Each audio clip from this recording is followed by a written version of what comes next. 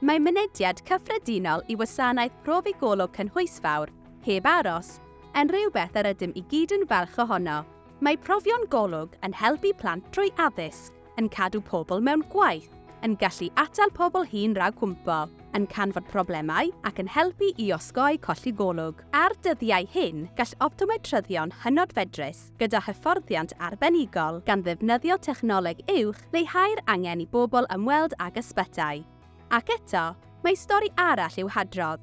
Mae'r gig yn wynebu heriau enfawr, galw cynyddol gan gleifion, problemau recriwtio, mwy o bwysau effeithlonrwydd, a chostau cynyddol. Mae anghenion gofal llygaid yn cynyddu ac ni all ein cydweithwyr mewn ysbytau a meddygfeydd teulu ateb y galw cynyddol ar eu pen eu hunain.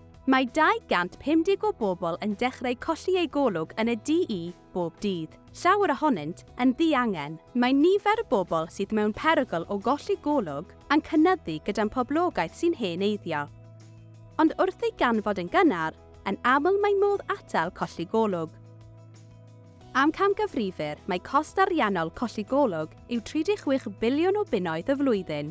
Felly, ni fu erioed angen mwy bris i weithio'n wahanol. Mae ehangu gwasanaethau gofal llygaid sylfaenol i gefnogi pobl i gadw eu golwg yn gwneud synwyr yn ffysegol ac yn economaidd. Mae gofal llygaid sylfaenol yn cynnig cymaint. Mae aptegwyr ar bron bob stryd fawr, a byddwn yn gwneud ymweliad cartref i rhai na allant fynd allan. Mae gen weithlu mawr a hyblyg.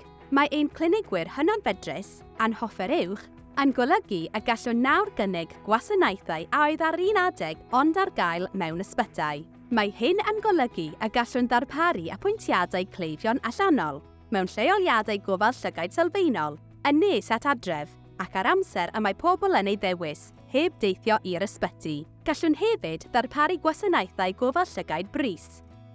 Mae cynllunio gofal iechyd yn cael ei rheoli'n wahanol ar draws y DE, ond bod strwythur gwasanaethau'n amrywio ym mhob un o'r 4 gwlad, mae anghenion gofal llygaid ein poblogaethau ar un fath. Felly, mae FODO a'i haelodau'n cydweithio i ddiwallu anghenion ym mhobman. Rydym yn dysgu oddi wrth ein gilydd yn rhannu arfer gorau, ac yn mynd i'r afael ag amrywiadau di-reswm. Yng Nghymru, rydym yn gallu gweithredu wrth galon y gig i ddarparu gofal heb ei drefnu a gofal bris yn ein cymunedau lleol. Mae ein gwasanaeth optometreg rhagnodi annibynnol wedi cynyddu sgiliau llawer o optometryddion, sy'n golygu ei bod bellach yn gallu gwneud diagnosis, trin ac ysgrifennu presgripsiynau i reoli mwy o gyflyrau llygaid. Mae hyn yn lleihau'r angen i atgyfeirio cleifion at ei meddyg teulu neu ysbyty, yn gwella dilyniant mewn gofal, ac yn arbed arian i'r gig. Mae hefyd yn ryddhau ein cydweithwyr ophthalmoleg i drin cleifion a chyflyrau mwy cymhleth. Mae gwneud defnydd llawn o sgiliau a chyfleusterau gofal llygaid sylfaenol yn allweddol i wella canlyniadau cleifion mewn modd cynaliadwy. Rydym yn gweithio ar draws pob sector i ddiwallu anghenion cynyddol, lleihau'r pwysau ar ein meddygon teulu a chydweithwyr mewn ysbytau, ac atal achosion o golli golwg a gellir ei hosgoi. Os ydych chi'n rhannu ein nodau ar gyfer golwg a gofal llygaid o ansawdd uchel i bawb, cysylltwch â ni.